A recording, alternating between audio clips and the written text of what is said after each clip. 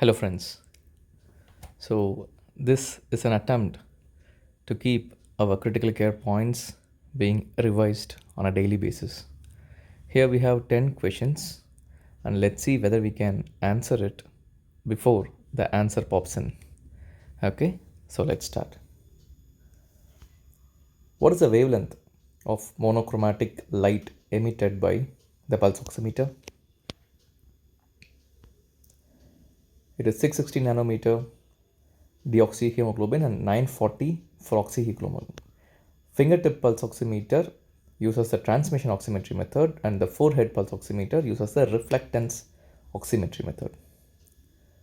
What is Candida score? Candida, Candida score tells the incidence of invasive candidiasis. The score is that 1 for total parenteral nutrition, and 1 for abdominal surgery, 1 for multifocal Candida colonization, and 2 for severe sepsis. Those who have a score less than 3 have a chance of 2.3% for invasive candidiasis, whereas a score of 5 has 23.6%.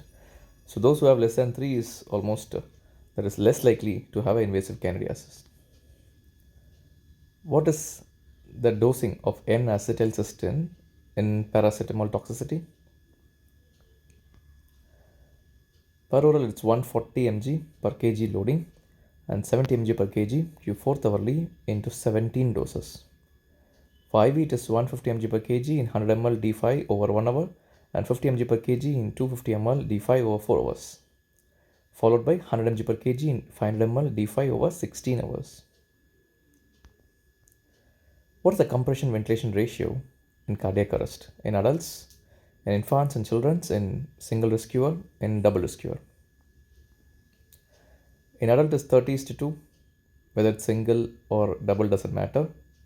In children and infant, it is 30 is to 2 for single rescuer and 15 is to 2 for double rescuer.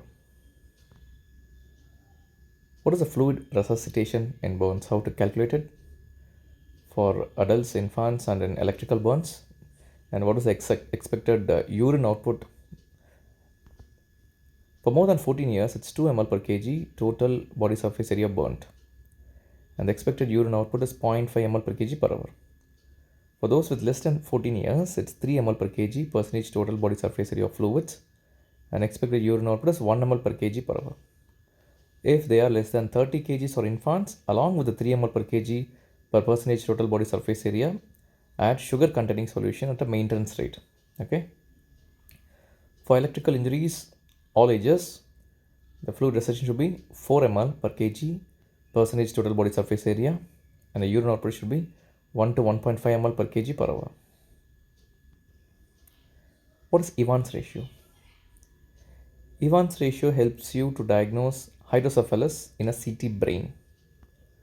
So it's a maximum ventricular width measured at the frontal ventricular area divided by the largest biparietal distance. If it's more than 0.3, it is hydrocephalus. What is Light's criteria of pleural effusion to distinguish it between transudate and exudate? It's a pleural fluid protein by serum protein more than 0.5, pleural fluid LDH by serum LDH more than 0.6, or pleural fluid LDH more than 2/3 upper limit of normal serum LDH. If this present, then it's an exudate. What is Murray score? Murray score is a score of acute lung injury, which tells you when to transfer a patient to ECMO center, or which can guide you when you can start an ECMO. So these are the parameters. If the score is more than 3 or equal to 3, you can start ECMO, and if it's 2, better to transfer to center with ECMO. The parameters are PaO2 by FiO2 and chest X-ray, the quadrants involved, and the PEEP and the compliance. And these are the scoring. What are the factors affecting oxygen dissociation curve? What are the factors that shifts this ODC to right and ODC to left? ODC to right is acidemia, high temperature, increased CO2 and increased 2,3 dpg. And shift to left is alkalemia, low temperature, decreased CO2 and decreased 2,3 dpg. Okay. What are the risk factors for stay cells prophylaxis? In ICU patients, there are only three highest risk conditions, that is mechanical ventilation more than 48 hours, coagulopathy, platelets less than 50,000, INR more than 1.5, and PDT more than twice the control value, and burns involving more than 30% of body surface area. What are the other high risk conditions? Circulatory shock, sepsis, multi-system trauma, traumatic brain or spinal cord injury, a renal failure, and therapy. Other than this, there is no much requirement to start either the PPI or the H2 blockers in an ICU patients. So, how many of you got all 10 correct? Keep revising. So, good night, sweet dream, guys. Bye bye.